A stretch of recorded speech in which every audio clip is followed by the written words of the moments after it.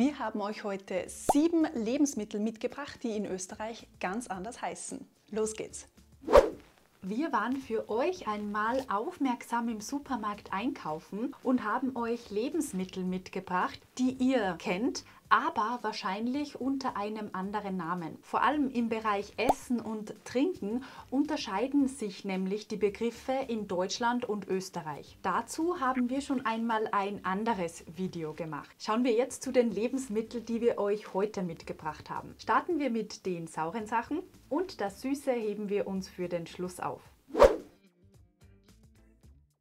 Zu Brathähnchen oder Brathuhn sagen wir Händel. Hier seht ihr ein Beispiel aus dem Supermarkt. Vielleicht fragt ihr euch, warum hier Maishändel steht. Das liegt daran, dass diese Hühner hauptsächlich mit Mais gefüttert werden. Zum Beispiel könnten wir sagen, beim Frühschoppen essen wir immer die leckeren Händel aus der Steiermark mit Pommes.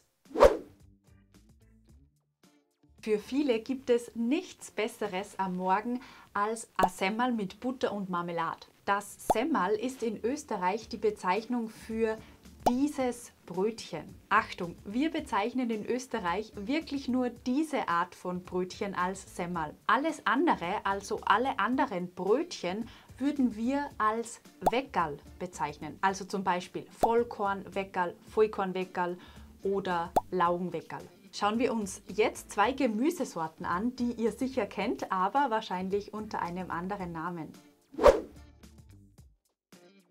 Wie sagt ihr dazu? Aubergine, oder? Hier in Österreich sagen wir Melanzani. Wir haben uns das italienische Wort dafür abgeschaut. Zum Beispiel, ich mag Melanzani voll gern. Oder, heute machen wir uns eine gefüllte Melanzani.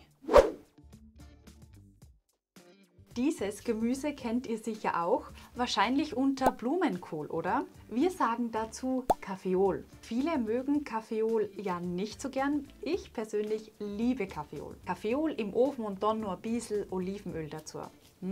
Lecker. Schmeckt euch Kaffeeol? Schreibt uns das gern unten in die Kommentare. Grammeln oder Grieben in Deutschland sind eigentlich Schweinespeckwürfel bzw. die festen Rückstände, die entstehen, wenn Schweinefett erhitzt wird. Und Grammelknödel sind dann eben Knödel, die im Inneren mit Grammeln gefüllt sind. Knödel können wir aber nicht nur sauer zubereiten, sondern auch süß. Hier haben wir ein paar Beispiele für euch. Topfenknödel, Zwetschgenknödel oder Germknödel oder Marilleneisknödel. Und welcher Knödel ist euer Favorit? Und damit sind wir bei den süßen Sachen angelangt. Das hier kennt ihr sicher alle, oder? Vor allem zum Beispiel vom Tiramisu. Wir sagen dazu aber nicht Löffelbiskuit, sondern leihen uns, wie vorhin schon beim Wort Melanzani, auch das italienische Wort und sagen Biscotten oder im Dialekt Biscotten. Zum Beispiel könnte ich sagen, ich gehe einkaufen. Wie viel Biscotten braucht man fürs Tiramisu?